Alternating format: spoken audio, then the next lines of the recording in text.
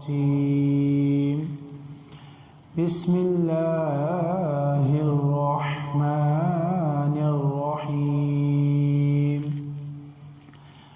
سبحان الذي أسرى بعبده ليلا من المسجد الحرام إلى المسجد الأقصى صدق الله العلي العظيم وقال الله عز وجل في مقام آخر إن الله وملائكته يصلون على النبي يا أيها الذين آمنوا صلوا عليه وآله يا أيها الذين آمنوا صلوا عليه وسلموا تسليما اللهم صل على سيدنا ومولانا محمد وعلى آل سيدنا وأصحاب سيدنا ومولانا محمد وبارك وسلم هو الحبيب الذي ترجى شفاعته لكل هول من الأهوال مقتحم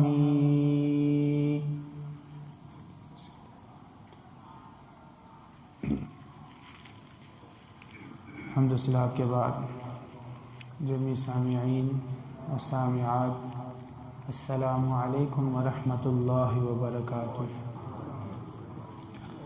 اللہ عز و جل کا انگنت بے شمار اللہ تعالیٰ شکر جس نے ہمیں کائنات کی مخلوقات میں سے افضل، اکرم، اعز، اشرف، احسن پیدا کیا، مزید برآں ہم پہ کرم کیا۔ آقا نامدار، آقا عرب و عجم، فخر آدم و بنی آدم، والی کون و مکان، شاہد ما طغی، صاحب علم نشرح، معصوم آمنہ، آقائی و مولائی و ملجائی و مأوائی، حضور خاتم النبیین صلی اللہ علیہ وآلہ وسلم کی امت میں سے پیدا فرمایا۔ مزید برآں ہم پہ کرم کیا کہ آج کے اس عظمت والے، برکت والے، رحمتوں والے دن میں ہمیں یہ سعادت، یہ توفیق اپنے مقدم میں کی، ہمارے مقدم میں فرمائی کہ ہمیں اپنے گھر میں آنا نصیب فرمایا۔ اللہ کے حضور دعا ہے اللہ ہمارا مل بیٹھا اپنی برگاہ میں قبول و منظور فرمائے۔ جو کچھ صحیح بیان کیا جائے گا اس پہ ہم ساروں کا عمل پیرا ہونے کی توفیق عطا فرمائے۔ گزشتہ جمعہ پر آقا کریم صلی اللہ علیہ وسلم کا جو سفر معراج تھا، اور اس سفر میں معراج میں جو آقا کریم صلی اللہ علیہ وسلم نے جنت اور دوزخ کے جو مشاہدے فرمائے، ان مشاہدات میں سے چند مشاہدوں کا ذکر آپ کے سامنے کیا گیا تھا، جس میں ایک مشاہدہ آپ کے سامنے رکھا گیا تھا کہ اللہ کے حبیب صلی اللہ علیہ وسلم کی اسی سفر کے دوران جناب ابراہیم خلیل اللہ سے ملاقات ہوئی، موسیٰ کلیم اللہ سے ملاقات ہوئی۔ جب حضور نماز کا تحفہ لے کر آ رہے تھے، راستے میں ملاقات جناب موسیٰ سے ہوئی۔ جناب موسیٰ نے عرض کی ما فرض ربک علی امتک، حضور آپ کی امت پر اللہ نے کیا فرض کیا ہے؟ تو جناب آقا دو جہاں صلی اللہ علیہ وسلم نے ارشاد فرمایا 50 صلاۃ، 50 نمازیں فرض کی گئی ہیں۔ جناب موسیٰ کلیم اللہ نے عرض کی ارجع الی ربک فاسألہ التخفیف، اپنے رب کے پاس واپس جائیں اور رب سے سوال کریں اس میں تخفیف کا۔ فرمایا آپ کی امت طاقت نہیں رکھتی کہ ایک دن میں 50 نمازیں ادا کریں۔ قد بلوت بنی اسرائیل، اور میں بنی اسرائیل کے ذریعے آزمایا جا چکا ہوں، اس آزمائش میں آ چکا ہوں بنی اسرائیل پر بھی 50 نمازیں فرض تھی، وہ ادا نہ کر سکی، آپ کی امت 50 نمازیں ادا نہ کر پائیں گی، رب کے حضور جائیں، عرض کریں یا رب اس میں تخفیف فرما۔ 5 نمازوں کی تخفیف ہو گئی، واپس آئے، جناب موسیٰ سے پھر ملاقات ہوئی۔ جناب موسیٰ نے کہا ما فرض ربک علی امتک، آپ کے رب نے آپ کی امت پر کیا فرض کیا ہے؟ کہا 40 نمازیں۔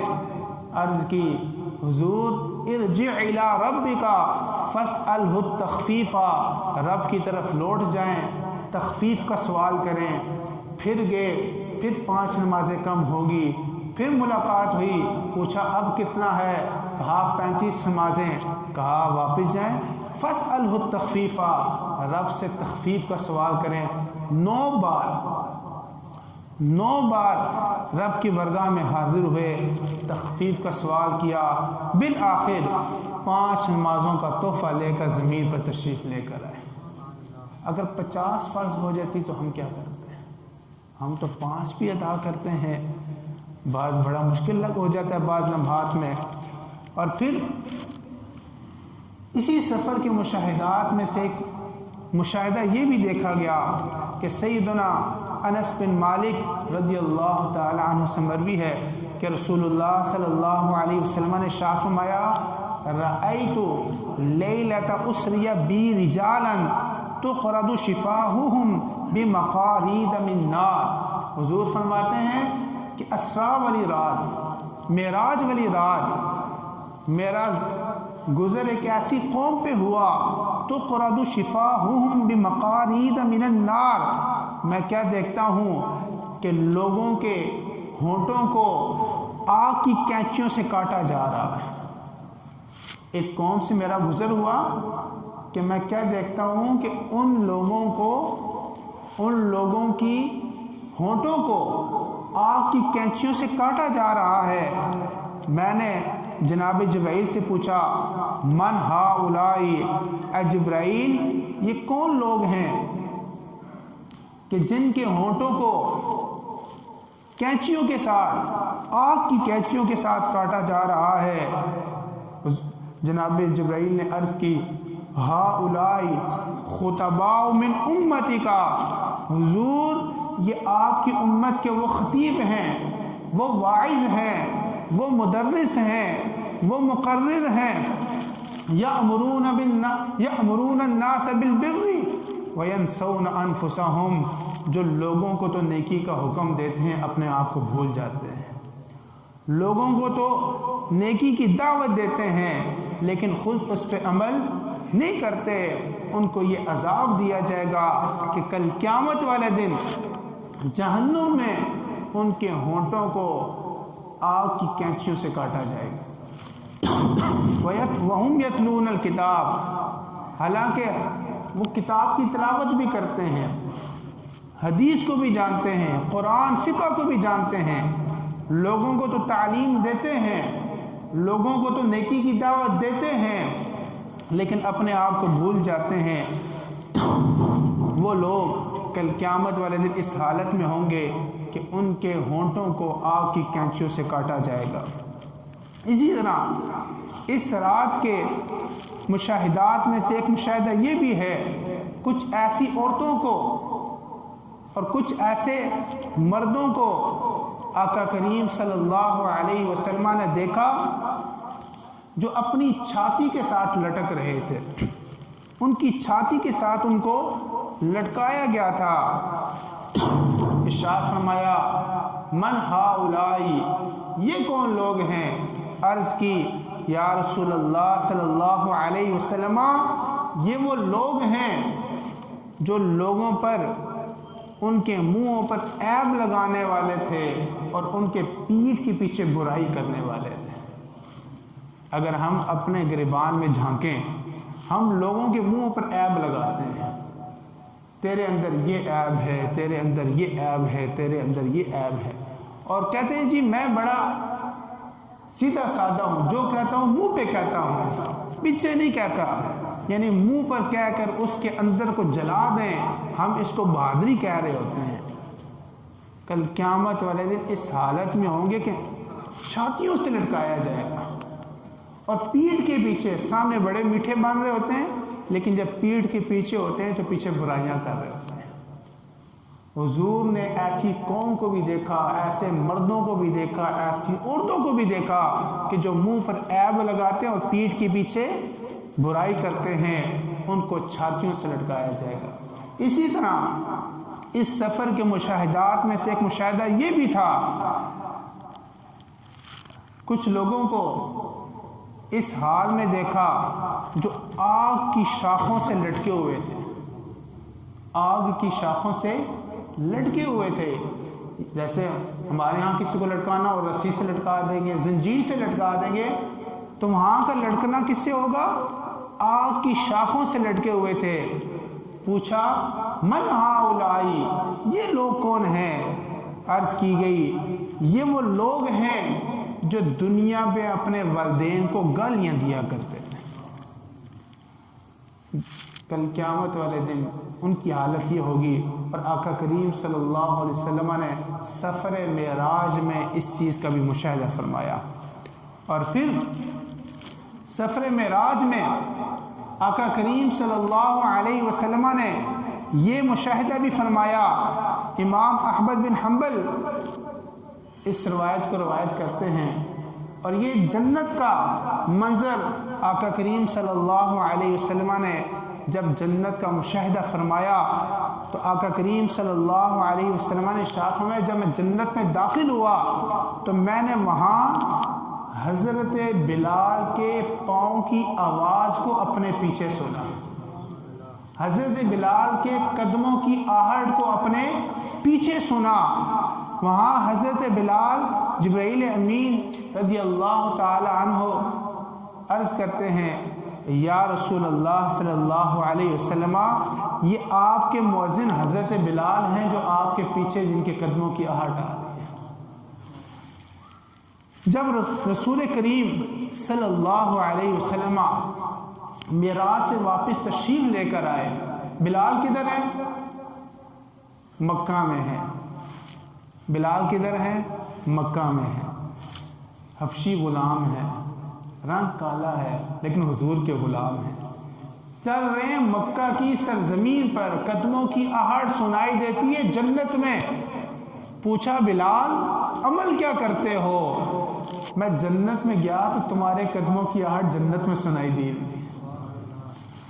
کہا حضور میرے ماں باپ پر فدا ہوں، قربان ہوں، اور تو کوئی ایسا عمل ہے نہیں، ہاں میں جب بھی وضو کرتا ہوں تو اس کے بعد 2 رکعت تحیۃ الوضو پڑھ لیتا ہوں، یہ عمل مجھے ہے، باقی اس کے علاوہ تو میرے پلے کچھ بھی نہیں ہے۔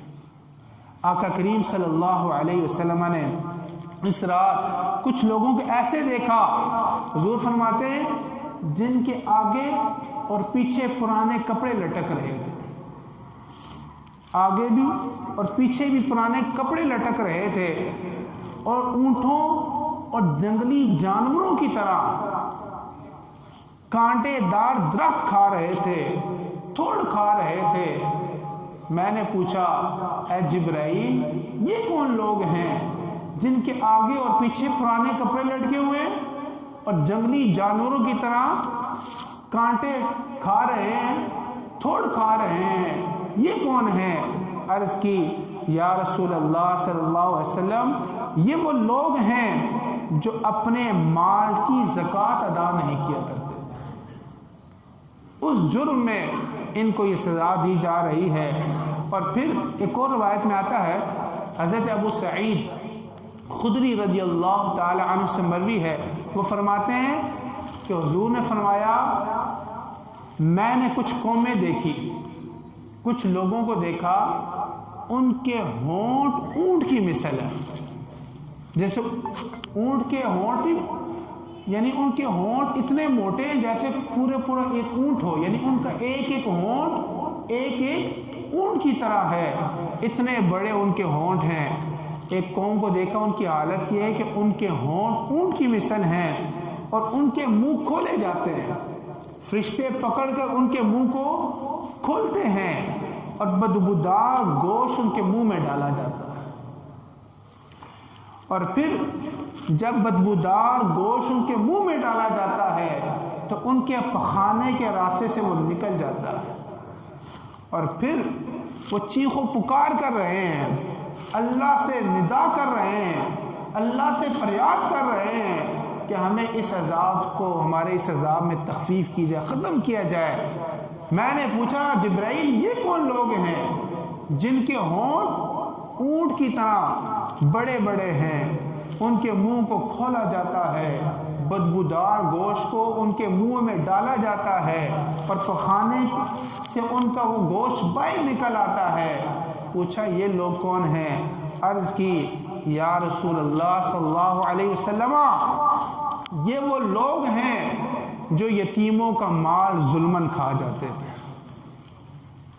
اور پھر اب یہ آگ کھاتے ہیں اور عنقریب یہ دوزخ میں چلے جائیں گے۔ یہ جہنم کے مشاہدات میں سے، اس سفر کے مشاہدات میں سے، جب جہنم کا مشاہدہ فرمایا ان مشاہدوں میں سے ایک مشاہدہ یہ بھی فرمایا۔ اور پھر فرض نمازوں میں جو سستی کرتے ہیں، اللہ کے حبیب صلی اللہ علیہ وسلم نے ارشاد فرمایا میرا گزر ایک قوم سے ہوا، کیا دیکھتا ہوں کہ بھاری بھرکم پتھر سے ان کے سر کو کچلا جا رہا ہے، جب پتھر ان کے سر پہ لگتا ہے تو ان کا سر بالکل ملیا میٹ ہو جاتا ہے، اور دوبارہ پھر ان کا سر پہلی حالت میں ہو جاتا ہے، دوبارہ پتھر مارا جاتا ہے، پھر سر کچل جاتا ہے۔ میں نے پوچھا ہاؤلائی من ہاؤلائی یا جبرائیل، جبرائیل یہ کون لوگ ہیں؟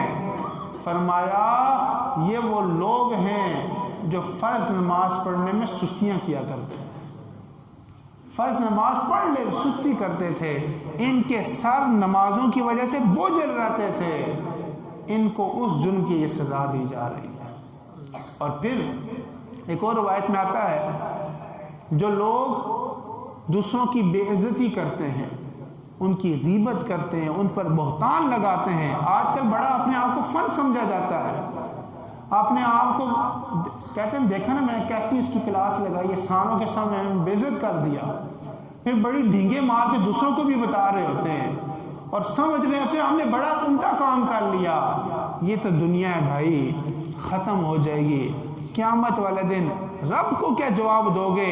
اس دنیا میں تو ہم ہر بڑا بندہ چھوٹے کو بے عزت کر دیتا ہے، اور چھوٹا بیچارہ کچھ کر نہیں پاتا، چپ ہو جاتا ہے، رب کے حضور التجا کر دیتا ہے۔ وہ التجا کرے نہ کرے، کل قیامت والے دن جس نے بے عزت کیا ہوگا رب کی برگاہ میں اس کو کھڑا ہونا پڑے گا۔ اللہ کے حبیب صلی اللہ علیہ وسلم ارشاد فرماتے ہیں لما عرج بی، جب مجھے معراج کرائی گئی، مررت بقوم، میں ایک ایسی قوم پہ گزرا، لہم اظفار من نحاس، جن کے ناخن تانبے کے تھے، لہم اظفار من نحاس، ان کے ناخن تانبے کے تھے، یخمشون وجوہہم وصدورہم، اور ان تانبوں کے ناخنوں سے اپنے چہروں کو اور اپنے سینوں کو نوچتے تھے۔ جب چہرے کو نوچتے تھے چہرے کی حالت بگڑ جاتی تھی، جب سینے کو نوچتے سینے کی حالت بگڑ جاتی، دوبارہ پھر چہرہ پہلی حالت میں ہو جاتا، سینہ پہلی حالت میں ہو جاتا، پھر وہ اپنے ہاتھوں سے اپنے ناخنوں سے اپنے منہ کو نوچتے اور اپنے سینوں کو نوچتے۔ میں نے پوچھا من ہاؤلائی یا جبرائیل، جبرائیل یہ کون لوگ ہیں؟ فرمایا ہاؤلاء الذین یأکلون لحوم الناس، یہ وہ لوگ ہیں جو دنیا میں لوگوں کا گوشت کھایا کرتے تھے، یعنی ان کی غیبت کیا کرتے تھے، ان کی آبرو ریزی کیا کرتے تھے، وَيَقَعُونَ فِي أَعْرَاضِهِمْ، اور دنیا میں ان کی عزتیں اچھالا کرتے تھے۔ جیسے میں نے پہلے کہا آج اس کو فن سمجھا جاتا ہے، ہر بڑی مسند میں بیٹھنے والا چھوٹے کو بے عزت کرتا ہے، چاہے وہ کسی بھی محکمے کا ہو، کسی بھی جگہ کا ہو۔ اگر نیت بیزتی کی ہے دنیا میں تو ختم ہو جائے گا۔ دیکھیں ہر بندے کو اپنی بیزتی محسوس ہوتی ہے، یہاں پر کوئی موٹر سائیکل پر گر جائے نا اس کو یہ نہیں محسوس ہوتا کہ مجھے کہاں کا لگی ہے، پہلے دیکھتا ہے مجھے کسی نے دیکھا تو نہیں ہے، جلدی سے اٹھ کر اپنے کپڑے جھاڑتا ہے، بےزتی محسوس ہوتی ہے۔ چھوٹا سا بچہ بھی ہے نا، اس کو بھی اپنی بےزتی فیل ہوتی ہے، محسوس ہوتی ہے، اور بڑا بندہ ہو، سفید داڑھی والا ہو، اس کو جب ہم بے عزت کریں کتنا وہ اللہ کے ہاں التجا کرے گا۔ اللہ کے ہاؤس میں ہماری شکایت کر دی، کیا بنے گا؟ کل قیامت کا دن ہوگا، ہم اس بے عزتی کے بدلے میں اپنے ہی ہاتھوں سے اپنے منہ اور اپنے سینوں کو نوچ رہے ہوں گے۔ اور اس سفر کے مشاہدات میں سے ایک بڑا اہم جو مشاہدہ فرمایا، حضور فرماتے ہیں اتیت لیلۃ اسری بی علی قوم، کہ اس رات، اسرا والی رات میں ایک ایسی قوم پر آیا، بطونہم کالبیوت، ان کے پیٹ بڑے بڑے گھروں کی طرح تھے، ان کے پیٹ بڑے بڑے گھروں کی طرح تھے، جب اس پیٹ کو اٹھا کر چلتے تو گر جاتے، اتنا سا جسم اور پیٹ اتنا پورے گھر جیسا ہو تو اٹھانا مشکل ہے، گر جاتے، اتنے بڑے بڑے پیٹ۔ پوچھا اور فیہ الحیات، ان پیٹوں کے اندر سانپ ہیں، اور کیفیت یہ ہے ترا من خارج بطونہم، وہ سانپ باہر سے بھی نظر آتے ہیں، پیٹ ہیں بڑے بڑے گھروں جیسے، اندر سانپ ہیں اور سانپ باہر سے بھی نظر آتے ہیں۔ پوچھا گیا من ہؤلائی، اے جبرائیل یہ کون لوگ ہیں؟ عرض کی ہؤلائی اکلۃ الربا، یہ وہ لوگ ہیں جو سود کھایا کرتے تھے، یہ وہ لوگ ہیں جو سود کھایا کرتے تھے۔ سود کا ایک لقمہ ہو یا سود کے 1000 لقمے ہوں، سود کھانے والا سود کھانے والا ہی ہوتا ہے۔ بلکہ حدیث پاک میں آتا ہے لعن رسول اللہ آکل الربا، آقا کریم صلی اللہ علیہ وسلم نے سود کھانے والا، سود لینے والا، سود دینے والا، سود کا وکیل بننے والا، سود کا گواہ بننے والا، یہ ساروں پر اللہ کے حبیب نے لعنت فرمائی ہے۔ اور ایک اور روایت میں آتا ہے حضور فرماتے ہیں سب الربا 70 حوبا، سود کے 70 حصے ہیں، یعنی سود 70 گناہوں کے برابر ہے۔ اور فرمایا ایسرھا، اور ان 70 گناہوں میں سے سب سے ہلکا گناہ یہ ہے ان ینکح الرجل امہ، کہ کوئی شخص اپنی سکی ماں کے ساتھ نکاح کرے۔ 70 حصے ہیں سود کے، اور سب سے ہلکا گناہ اس کا یہ ہے کہ بندہ اپنی سکی ماں سے نکاح کرے۔ جب ماں کے بارے میں ہم ایسا سوچ نہیں سکتے تو ہم سودی لین دین کیوں کرتے ہیں؟ بینکوں میں ایسے اکاؤنٹس کیوں کھلواتے ہیں؟ ایسی انشورنس پالیسی کیوں اختیار کرتے ہیں؟ دیگر سود پہ قرضے لیتے دیتے کیوں ہیں؟ سود کا ایک لقمہ کھانا، اپنی ماں سے بدفعلی کرنا ہے۔ اور پھر ایک اور روایت میں آتا ہے رسول اللہ صلی اللہ علیہ وسلم نے ارشاد فرمایا درہم ربن، ایک درہم سود کا، یأکلہ الرجل، جو شخص کھاتا ہے وہو یعلم، اور وہ جانتا ہے یہ سود کا ہے، اشد من 36 زنیۃ، 36 مرتبہ زنا کرنے سے بڑا گناہ ہے۔ اور ایک اور روایت میں آتا ہے حضور نے فرمایا لَيَأْتِيَنَّ عَلَى النَّاسِ زَمَانٌ، ان قریب لوگوں پر ایک ایسا زمانہ آئے گا لا يبقى منهم احد، کوئی بھی نہیں بچے گا مگر ہر ایک سود کھانے والا ہوگا۔ ایک زمانہ آئے گا ہر بندہ سود کھائے گا، اور فرمایا فَإِن لَّمْ يَأْكُلْهُ، اگر سود کھائے گا نہیں بھی، أَصَابَهُ مِنْ غُبَارِهِ، اس کو سود کی غبار لازمی پہنچے گی۔ آج زمانہ آ چکا ہے، کتنے لوگ ہیں جو ہمارا ٹوٹل معیشت کس پہ کھڑی ہے؟ IMF سے ہم جو قرضے لیتے ہیں، ہمارے بینکاری نظام ٹوٹل کس پہ ہے؟ سود پہ، ٹوٹل سود پہ ہے۔ اور جو ڈائریکٹ انوالو نہیں ہے، ہم اگر سود نہیں بھی لیتے لیکن ہمارا جو نظام معیشت ہے فرمایا ایک زمانہ آئے گا ہر بندہ سود کھائے گا، اور جو کھائے گا نہیں بھی وہ سود کی دھوئیں سے، سود کی دھوڑ سے، سود کے غبار سے بچ نہیں پائے گا۔ تو اس رات کے مشاہدات میں سے ایک مشاہدہ یہ بھی تھا، چلیں ہم سود کے غبار سے بھی بچنا چاہیے، لیکن ڈائریکٹ سود لینا، ایسے معاملات کرنا، یہ اللہ کے ساتھ اعلان جنگ ہے۔ تو جہاں پر اس رات کا ہم ذکر کرتے ہیں، بڑی عظمت والی رات ہے، وہاں پر ہمیں سوچنا چاہیے کہ وہ مشاہدے جو جہنم میں حضور نے فرمائے اور امت کو بتا دیا کہ یہ جرم کرے گا تو یہ سزا ہے، یہ جرم کرو گے تو یہ سزا ہے، یہ جرم کرو گے تو یہ سزا ہے۔ اللہ تعالی ہمیں ان گناہوں سے اپنے آپ کو بچانے کی توفیق عطا فرمائے۔ وما علیہ